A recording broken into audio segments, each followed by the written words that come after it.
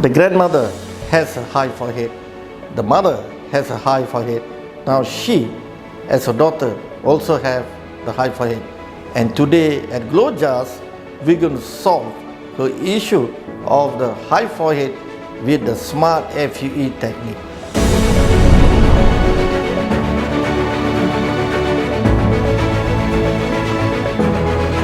This is the design. The technique here is smart FUE, and we're going to fill up around here.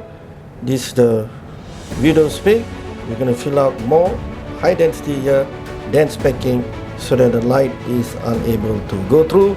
From here to here is 2 centimeter. This is the live frontal temple angle.